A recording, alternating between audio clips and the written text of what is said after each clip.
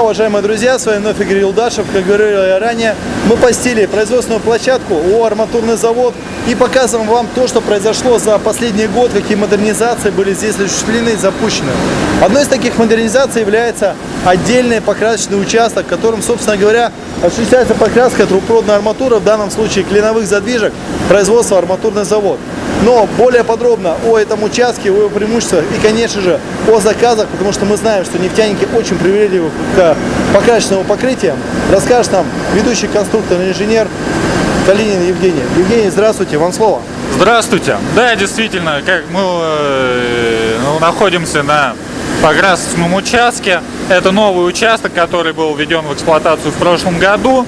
Как мы говорили в предыдущих репортажах, он находится сразу же после цеха производства задвижек клиновых, то есть обеспечивает финальную стадию производства задвижек, что вы, собственно говоря, видите за нашей спиной, то есть там висят задвижки.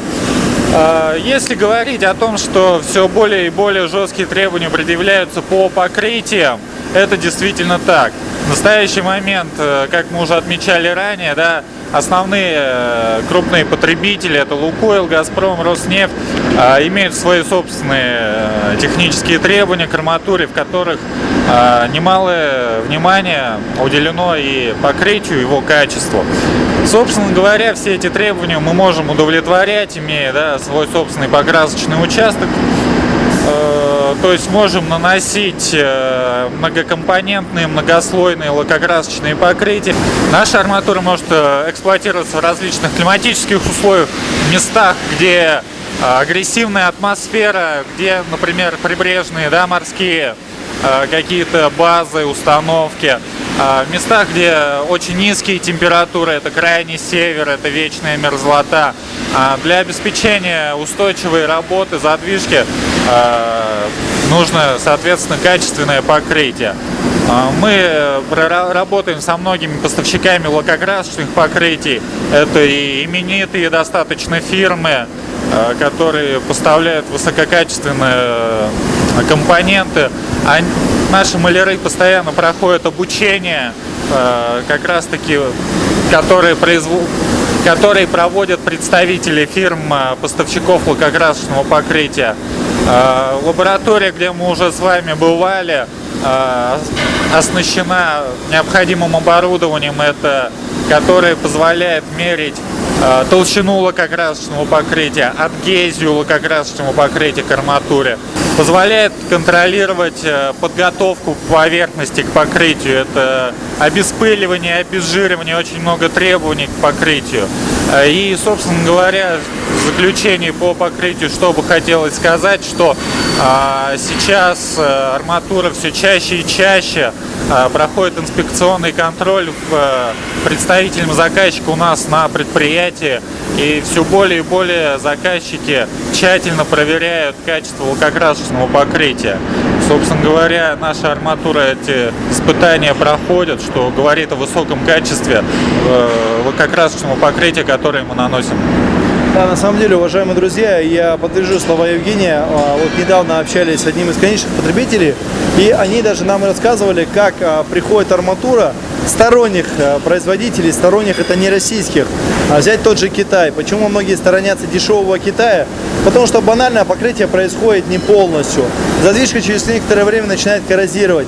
И самое трагичное, если эта задвижка будет установлена где-то в агрессивных условиях, как сказал Евгений, даже не обязательно в условиях вечной мерзлоты, банально, где всегда присутствует пар. А вы сами понимаете, пар, теплые условия, происходит очень быстрое окисление, коррозия и, как следствие, выход из строя различных узлов. Но самое важное, это, конечно, разновидность покрытия. Я помню, когда я бывал на одном из предприятий в Челябинске, они покрывают трубы, отводы различными видами покрытий. Там была даже таблица по покрытиям протокола, карбофлекса, красок. И я видел, как очень большое внимание относятся такие компании, как Транснефть или Газпром, к лакокрасочному и вообще к покрытиям внешним. Ну, что я могу сказать? Я могу сказать только одно, уважаемые друзья. Когда я был на зарубежных заводах, я помню, что многие гордились тем, что их покрытие уже показывает товарный вид продукции, финальной продукции. Я могу срезюмировать одно. Вот сегодня у нас российские машиностроители, арматуростроители достигли того уровня, когда фактически нас отличает только одно: сделано в России или сделано за рубежом. Потому что, по сути, тоже используется оборудование, те же краски, те же люди. Да и живем мы на одной и той же планете. Я могу сказать одно: когда вам говорят, что у нас что-то хуже, чем за рубежом, надо задуматься, что именно. Потому что фактически мы производим аналогичную продукцию, чем за рубежом. И даже конструктивы уже совпадают. Евгений, у меня еще один есть вопрос по поводу вариации покрытия. Вот вы уже давно работаете на этом предприятии. Какие на вашей памяти есть интересные заказы, которые ваша компания осуществила для конечного потребителя? Может даже конечного не называть потребителя, но назвать реализацию проекта, который вы здесь сделали. Ну, если говорить именно о проектах интересных с точки зрения покрытия, ну, наверное, самым интересным это было покрытие для бесколодезной подземной установки. То есть мы привлекали, скажем так, не привлекали, а проработали большое количество поставщиков данных покрытий. Я сейчас на память не скажу, кого мы в итоге выбрали, но в итоге арматура покрывалась многослойным, многокомпонентным покрытием, толщина которого составляла более, по-моему, 2 или 3 миллиметров.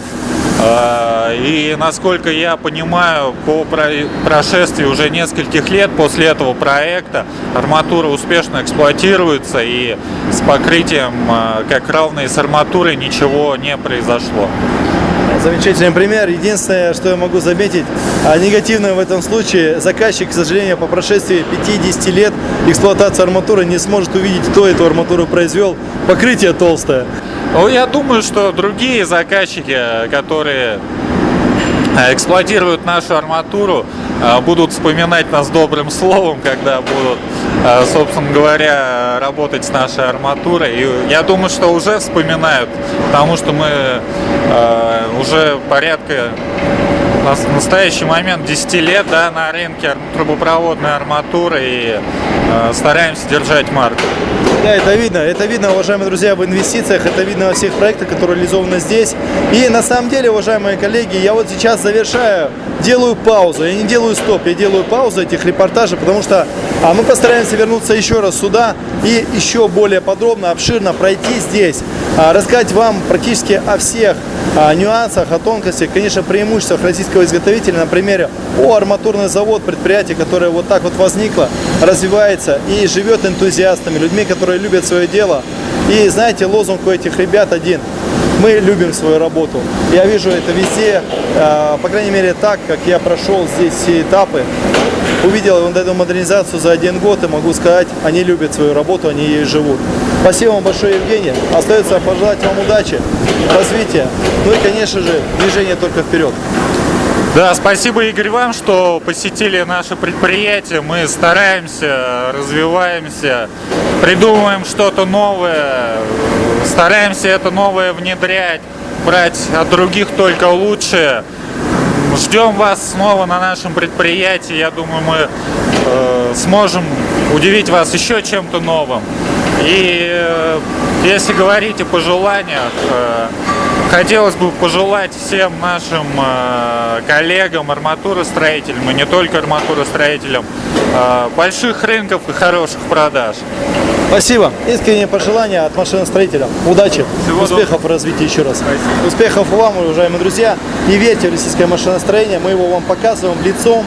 Не показываем какими-то отдельными фотографиями или текстами. Мы показываем все как есть, для того, чтобы вы понимали и все это видели. Удачи, друзья. Ждите на следующих репортажах. С вами был Игорь Юлдашев и Евгений Калинин с производственной площадки ООО «Арматурный завод». Удачи.